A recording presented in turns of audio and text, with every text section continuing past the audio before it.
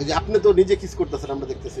অবশ্যই ভালোবাসি যে, তো ও আমাকে করতেছে আমি ওকে করছি, এটা তো স্বাভাবিক হতেই পারে। মানে বিয়ের প্রলোভন দেখায় ও আমার সাথে শারীরিক মিলামিশা করে এখন বলে বিয়ে করবে না।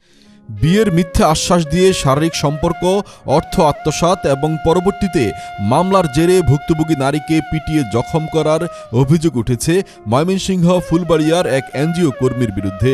বর্তমানে ওই নারী ও তার পরিবার চরম নিরাপত্তাহীনতায় ভুগছেন বলে জানান ভুক্তভোগী ওই নারী। ওই নারী জানান, স্থানীয় একটি এনজিও থেকে ঋণ নেওয়ার সুবাদে মাঠ কর্মী মশিউরের সাথে তার পরিচয় হয়। আমার বাসায় গেছে উনি কিস্তির উসিলায় যে মশিউর ওই নারীর পূর্বের বিয়ে ও সন্তানের কথা জেনেও তাকে বিয়ের প্রতিশ্রুতি দেয় এবং তার সন্তানের দায়িত্ব নেওয়ার আশ্বাস দেয়। ভুক্তভোগীর অভিযোগ, ভালোবাসার দোহাই দিয়ে এবং বিভিন্ন সময় ব্ল্যাকমেল করে মশিউর তার সাথে বহুবার শারীরিক সম্পর্ক স্থাপন করে। আবাসিক হোটেলে মশিউরে আমার সাথে দেখেন। এমনকি ব্যক্তিগত অভাবের কথা বলে ওই নারীর কাছ থেকে বিভিন্ন সময়ে টাকা হাতিয়ে নেয়। এক পর্যায়ে বিয়ের জন্য চাপ দিলে মশিউর গড়িমসি শুরু করে এবং তার পরিবার তাকে কর্মস্থল থেকে নিয়ে যায়। পরবর্তীতে ভুক্তভোগী নারী যোগাযোগ করলে তাকে বিয়ের কথা বলে ফুলবাড়িয়া তার এক আত্মীয়র বাসায় ডেকে নেওয়া হয়। সেখানে তাকে ও তার ভাইকে আটকে রেখে জোরপূর্বক স্ট্যাম্পে স্বাক্ষর নেওয়া হয় এবং মোবাইল থেকে সকল ভিডিও, ছবি ডিলিট করতে বাধ্য করা হয়। এমনকি আইনি পদক্ষেপ নিলে তাদের বিপদে ফেলার হুমকিও দেওয়া হয়। অন্য কোনো উপায় না দেখে ভুক্তভোগী ওই নারী নেত্রকোনা আদালতের শরণাপন্ন হন।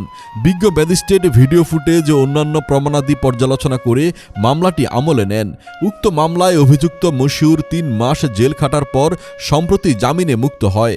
ভুক্তভোগী ওই নারীর অভিযোগ, জামিনে বের হওয়ার পর মশিউর ও তার পরিবারের সদস্যরা আপোষ মীমাংসার কথা বলে তাকে ডেকে নিয়ে ময়মনসিংহ শহরের একটি গোলচত্বরে প্রকাশ্যে মারধর করে। স্থানীয়রা তাকে উদ্ধার করে ময়মনসিংহ সদর হাসপাতালে ভর্তি করান, যেখানে তিনি 3 দিন চিকিৎসাধীন ছিলেন। ভুক্তভোগী ওই নারী বলেন, সব জেনে শুনে এনজিও কর্মী মশিউর তার জীবনটা নষ্ট করে দিয়েছে।